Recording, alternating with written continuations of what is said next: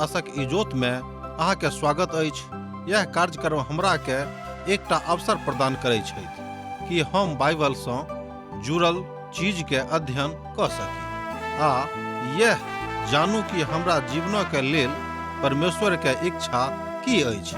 ई उद्देश्य के संग हम यह कार्यक्रम अहाँ के लेल प्रस्तुत क रहल छी। कृपया क देखू आ सुनू ताकि परमेश्वर अहाँ के जीवन के मार्गदर्शक ठहरे।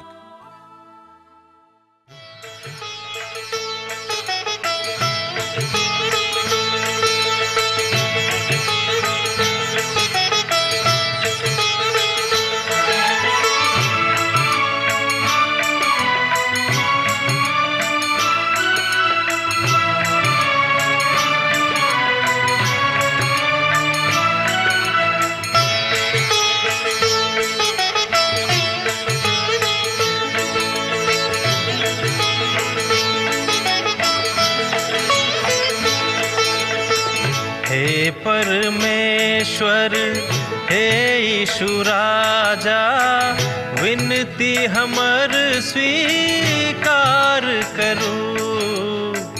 हे परमेश्वर हे यीशु राजा, विनती हमर स्वीकार करू।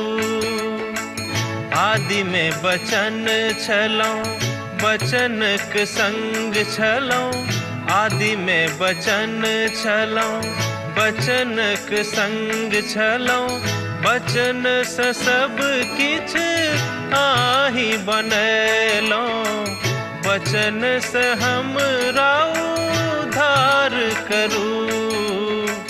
हे परमेश्वर हे यीशु राजा, विनती हमर स्वीकार करू। हे परमेश्वर। आशा के इजोत मैथिली कार्यक्रम में हम एक बेर और अहाँक अभिनंदन प्रभु यीशु मसीह के मीठ आ पवित्र नाम सँ कऽ रहल छी। हमरा सब आजुक दिन सँ एकटा नव पोथी के अध्ययन आरंभ कऽ रहल छी। एहि पोथी के नाम थिक याकूब। समस्त भाई बहिनी का हम एहि द्वारे एहि नव पोथी में स्वागत कर रहलहुँ हैं। अहाँ सबक नमस्कार। आजुक दिन सँ हमरा सब जाय पोथी के अध्ययन आरंभ कऽ रहल छी। ई नवा नेमा के 20 पोथी अछि आर एहि पोथी के इब्रानियों के पोथी के पश्चात मिलैत अछि। दोसर गप में जँ एहि पोथी के अहाँ पवित्र बाइबिल में खोजऽ चाहे छी तऽ इब्रानियों के पोथी के बाद एहि पोथी के अहाँ देख सकलहुँ हैं। सर्वप्रथम हम अहाँके एहि पत्री के लेखक और हुनका संबंध में किछ बातक बता रहलहुँ हैं। याकूबक पत्री के सामान्य पत्री के श्रृंखला में सर्वप्रथम कहल गेल अछि, अर्थात सामान्य पत्री के श्रृंखला में याकूबक पत्री प्रथम अछि। अर्थात सामान्य पत्री में जे दोसर सब पत्री अछि वा आबैत अछि वो सब एहि पत्री के बाद में अछि। तकरा बाद हमरा लोकनि देखै छी पत्रसक के प्रथम और द्वितीय पत्री, यूहन्ना के प्रथम द्वितीय आ तृतीय पत्री, यहूदा के पत्री। एहि सब पत्री के आम पत्री वा सामान्य पत्री के संज्ञा देवल गेल छनि। ई विद्वानों के घोषणा अछि, ई कोनो परमेश्वरक घोषणा नहीं अछि। मुदा हमरा लोकनि मानवीय स्वभाव में एहि बातक सीखै छी, तैं किछ बातक जानबाक लेल एहि तरहक विश्लेषण करऽ पड़ैत अछि जाहिसँ हमरा लोकनि प्रभु के वचनक व्यापक रूप में देख सकी, अर्थात व्यापक रूप में अध्ययन कऽ सकी। ई पत्री सब एहि बातक बताबैत अछि जे विश्वव्यापी अछि, जे पवित्र पोथी के महानतम पत्री सब अछि। एहि पत्री के बहुत मंडली में बहुत तरह से विश्लेषण कयल गेल अछि, अर्थात ई समस्त कलीसिया और समस्त व्यक्ति के विशेषक लेल लिखल गेल अछि। हमर मित्रवर, यह विश्वव्यापी कलीसिया मसीह यीशु के देही अछि। यह भविष्य में हुनक दुल्हन भऽ जेती, अर्थात मसीह के दुल्हन बनि कऽ एहिठाम सँ आगाँ जेती, अर्थात प्रभु यीशु मसीह अपन कलीसिया के अपना संगे लऽ जेताह। अब हमरा लोकनि एहि पोथी के लेखक के विषय में कने देखब कि एहि पोथी के जे लिखनिहार छलाह ओ के छथि। आन पत्रीक जकाँ अहू पत्रीक समस्या अछि जे वास्तव में एहि पत्री के लेखक के छथि। एहि संदर्भ में बहुत तरह के संदेह व्यक्त कयल गेल अछि। एको रत्ती एहि बातक संदेह नहि अछि जे एहि पत्री के लेखक प्रभुक महान दास याकूब छलाह। मुदा ई याकूब के रहथि? ध्यान दियौक, मुदा ई याकूब रहथि त के? किछु विद्वान सब नवा नियम में याकूबक नाम सँ 4 मनुखक पाबैत छथि, अर्थात नवा नियमक पोथी में 4 टा याकूबक नाम सँ मनुख पावल जाइत छथि। प्रथम छथि, सर्वप्रथम याकूब ओ छथि जे प्रेरित यूहन्नाक भाई वा जब्दी के पुत छलाह। ई दुनू भाई गर्जनक पुतक नाम सँ प्रसिद्ध छलाह आ नाम प्रभु यीशु मसीह हुनका देने रहनि। दोसर गप में ई नाम प्रभु यीशु मसीह हुनका देने रहथि। आर अय याकूबक हत्या राजा हेरोदेसक द्वारा करावल गेल छल। ओहि काल में पतरसक सेहो संगे बंदीगृह में ओ छलाह, जेनाकि प्रेरितक काजक पोथी तकर 2 अध्याय 1 पद आ 2 पद में बाजल गेल अछि। जँ अहाँ पवित्र पोथी के ऊपर विशेष ध्यान राखऽ चाहैत छी तऽ आजुक दिन जे जानकारी हम अहाँके दऽ रहलहुँ हैं बा हम स्वयं सीख रहलहुँ हैं बड रोचक अछि। मुदा जँ ओतेक ध्यान अहाँ नहि दै छी तहन अहाँके ओतेक नीक नहि लागत। अब हमरा लोकनि दोसर याकूबक देखब जे ओ के छलाह, जे हल्फे के पुत कहाबैत छथि। एहि नामक मत्ती रचित सुसमाचार 10 अध्याय में पावल गेल छथि, अर्थात एहि नामक लोकक हमरा लोकनि मत्ती रचित सुसमाचार तकर 10 अध्याय में देखै छी जे प्रेरितक सूची में सँ अछि, अर्थात पावल जाइत छथि। ई याकूब सेहो वह छथि जे प्रेरित में छलाह, मुदा एहि विषय में हमरा लग विशेष जानकारी आर नहि अछि। एहि द्वारा हम निसंकोच भऽ कऽ एहि बातक बाजि सकैत छी जे ई ओ याकूब नहि छलाह जे एहि पत्री के लिखने छथि वा एहि पत्री के लेखक के रूप में हुनका हम बाजि सकलहुँ हैं। अब हमरा लोकनि तेसर याकूबक दिस बढ़ि रहलहुँ हैं। आ तकरा बाद जे तेसर छलाह जे प्रभु यीशु मसीह के पार्थिव भाई रहथि। पार्थिव एहि दुआरे जे ओ मरियम और यूसुफक संजोग सँ उत्पन्न भेल रहथि आ प्रभु यीशु मसीह एहि संसार में कोनो एहि तरहक संजोग सँ उत्पन्न नहि भेल छलाह, मुदा ओ तऽ पवित्र आत्माक द्वारा उत्पन्न भेल रहथि। एहि दुआरे ओ परमेश्वरक पुत्र कहोलाह वा कहाबैत छथि। एहि दुआरे जे अर्थात याकूब प्रभु यीशु मसीह का आधा भाई सेहो छलाह। बहुत विद्वान हुनका प्रभु यीशु मसीह का आधा भाई कहैत छथि। और बेसी जानकारी के हेतु हमरा सब मत्ती रचित सुसमाचार तकर 13 अध्याय के 55 पदक पढ़ि सकैत छी।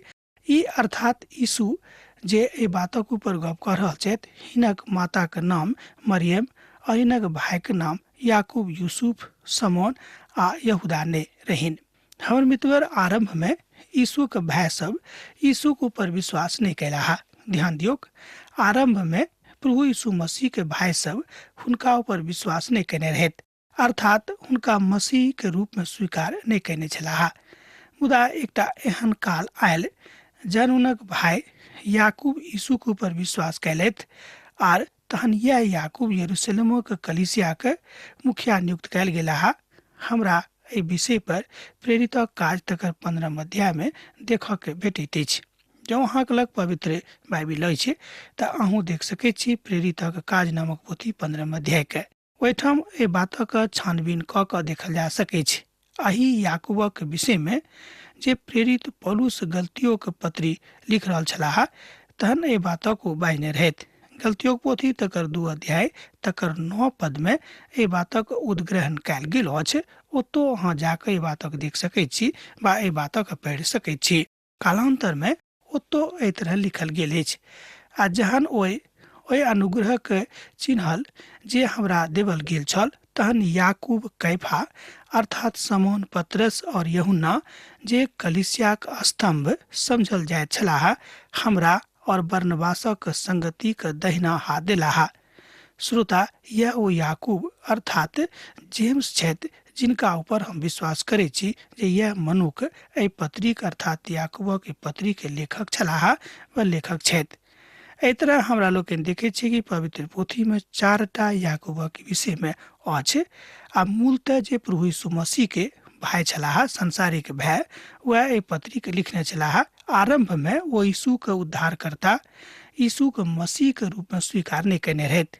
पत्री के लेखनक कालक अब हमरा लोकनि कने देखब कि एहि पत्री के कहिया लिखल गेल छल। हमर मित्रवर, एहि पत्री के लेखन काल 45 सँ लऽ कऽ 50 ईस्वी मानल जाइत अछि।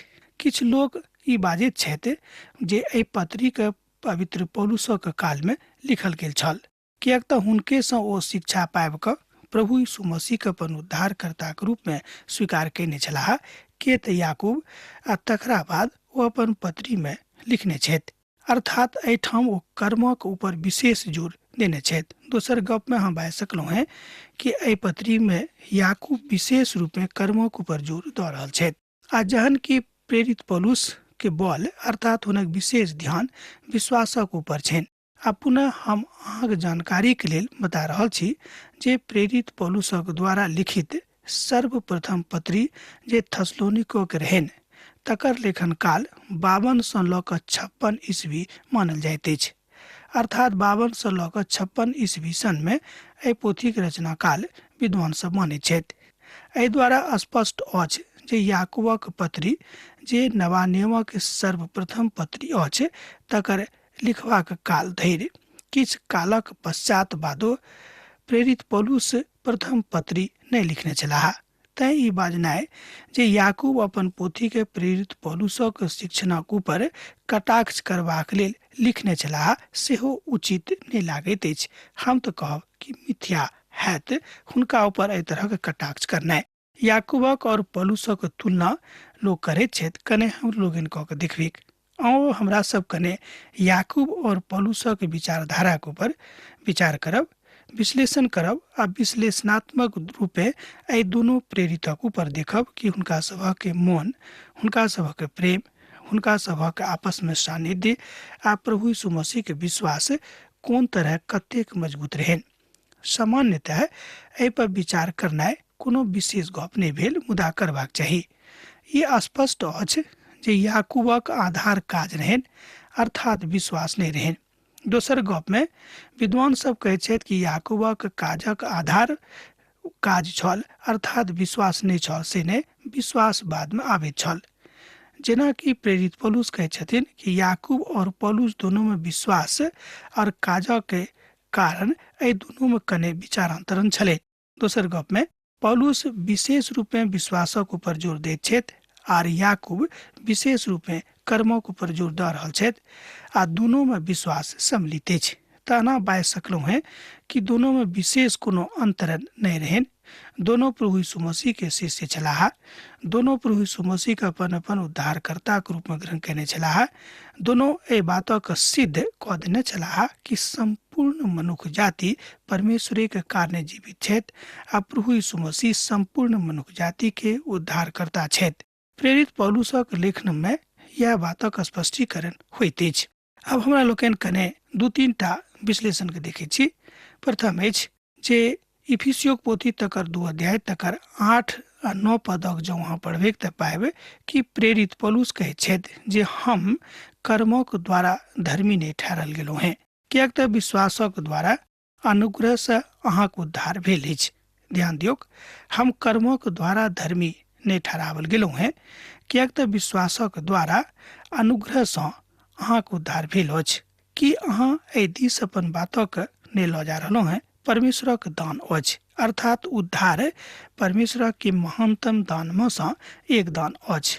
एहि बातक ऊपर संत पौलुस अपन पोथी में जोर दऽ रहल छथि, अपन विचार में जोर दऽ रहल छथि। मूर्ख अर्थात जो मनुष्य अपन कर्मक ऊपर विश्वास करता है तऽ हुनका मन में घमंड आबि जेतैक। मुदा घमंड जहने मनुष्यक हृदय में प्रवेश कऽ गेलैक, परमेश्वरक उद्धार से ओ वंचित भऽ जेता है आ हुनका उद्धार नहीं भेटतनि। तीतुक शौक पोथी तकर 3 अध्याय आ तकर 5 पद में एहि बातक बताओल गेल अछि। धार्मिकता ओहि काजक द्वारा नहि जे हमरा द्वारा कयल गेल अछि, मुदा हुनक दयाक अनुसार हम बचावल गेल छी। हम कर्मक द्वारा धर्मी नहीं ठहरावल जाइत छी।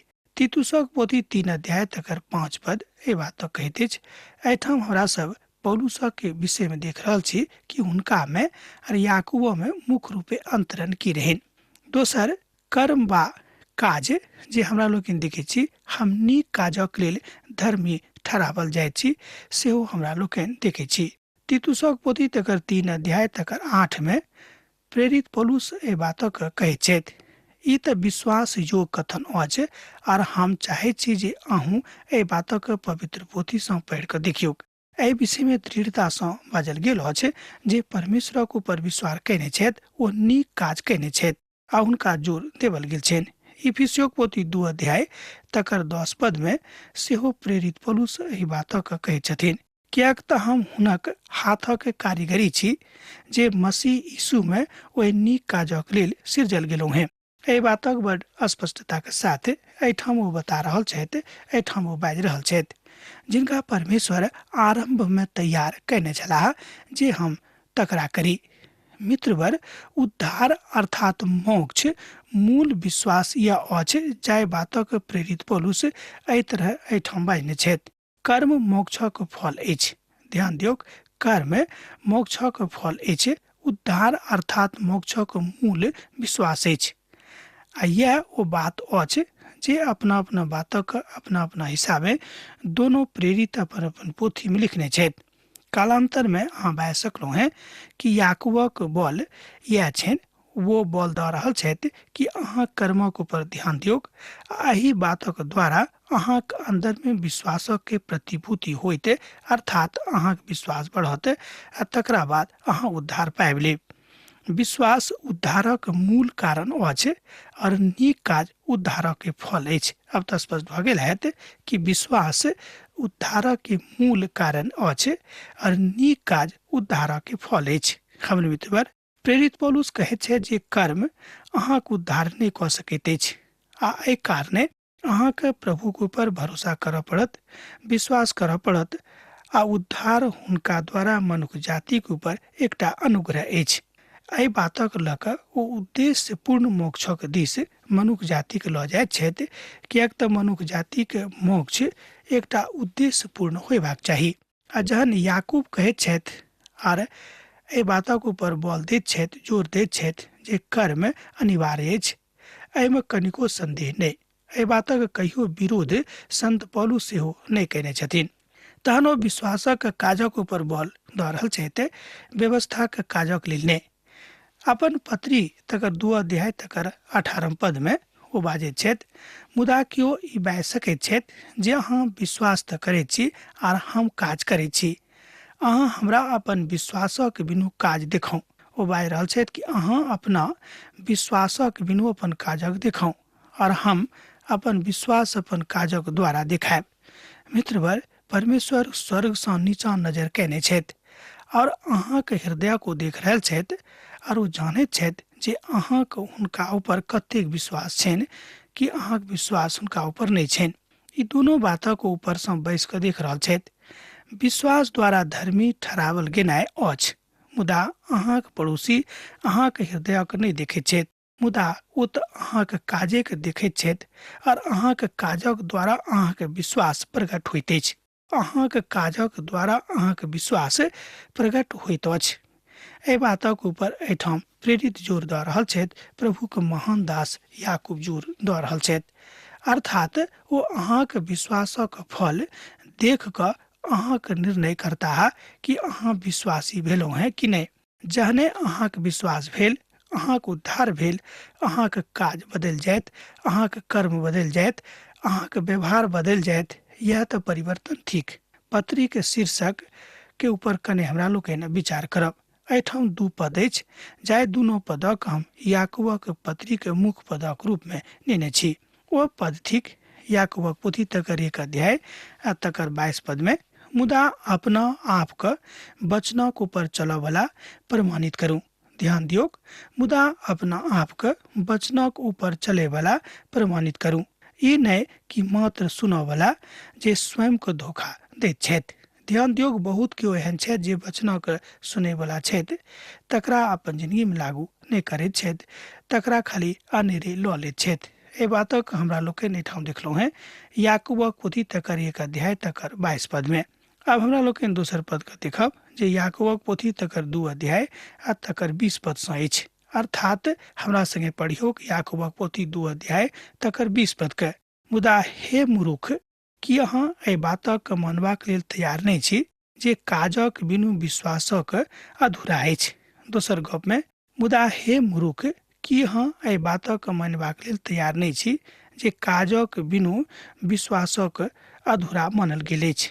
हमर मित्रवर, हमरा सब देखब जे याकूबक पत्री मसीही जिंदगी के धर्म सिद्धांतक संगे नहीं वरन विश्वासी जिंदगी के मौलिक आ नैतिक मूल्यक संगे लागू आ व्यवहारित होइत अछि। याकूब वास्तव में अपन पत्री में व्यवहारिक बातक विषय में विशेष जोर देने छथि।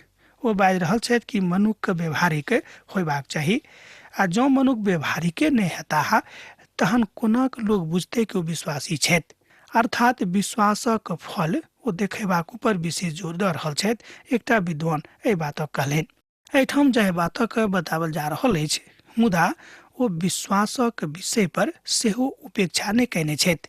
अर्थात अहाँ ई नहीं बाजि सकलहुँ हैं कि याकूब विश्वासक विरोध कऽ रहल छथि। याकूब वास्तव में एकटा अत्यंत व्यवहारिक मनुष्य छलाह। याकूब पुरान ऊँटक घुटना अर्थात एहि बातक नाम देने छलाह, कियाक तो अपन अधिकांश काल घुटनाक बल प्रार्थना करऽ में बितौने रहथि। ध्यान दियौक, याकूब अपन जिंदगी के अधिकांश काल जहिया से ओ प्रभु यीशु मसीह के अपन उद्धार कर्ता के रूप में ग्रहण कने रहथि, ओ अधिकांश काल घुटनाक बल प्रार्थना करऽ में बितौने रहथि। ओ एकटा प्रार्थनाक योद्धा छलाह। याकूबक बल एहि बातक ऊपर छल जे विश्वासक द्वारा धर्मी ठहरावल गेनाइ और कर्मक द्वारा प्रमाणित कयल गेनाइ अति आवश्यक अछि।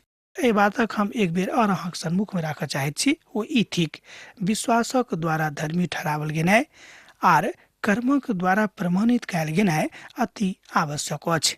एहि पत्री के व्यवहारिक सवालक कारणे एहि पत्री के तुलना नीति वचनक पोथी सँ कयल जाइत अछि।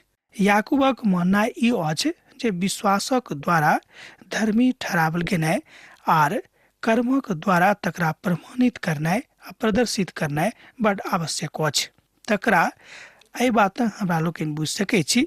अर्थात मनुख जे काज करैत छथि, मनुख अपन काजक कारणे चिन्हल जाइत छथि। अर्थात जँ अहाँ विश्वासी छी तऽ अहाँ अपन विश्वासक कारणे एहि बातक बाजियौक, प्रमाणित कऽ दियौक कि अहाँ विश्वासी छी, आ ई बात अहाँक काजक कारणे होइत।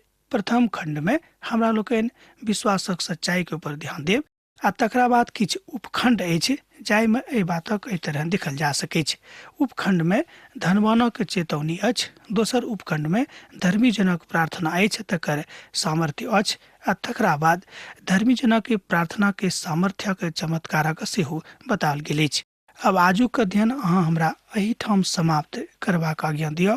दोसर दिन दोसर कार्यक्रम में पुनः अहाँ सब भेट हैत। यीशुक नेह अहाँक जिंदगी में बनल रहेक। आमीन। हमर विश्वास अछि कि ई कार्यक्रम अहाँ के लेल लाभदायक सिद्ध अछि। हम चाहै छी कि अहाँ अपन आशीषक के हमरा संग साझा करू। जँ अहाँ के नजीक बाइबल सँ आ जीवन सँ संबंधित कोनो प्रकार के प्रश्न भऽ सकै अछि तऽ अपन समस्या के लेल प्रार्थना करबा के लेल जँ चाहै छी तऽ हमरा फोन नंबर पर जरूर संपर्क कऽ सकै छी। परमेश्वर अहाँ सब के लेल एकटा सुंदर, सुखद, आनंदित दिन प्रदान करे।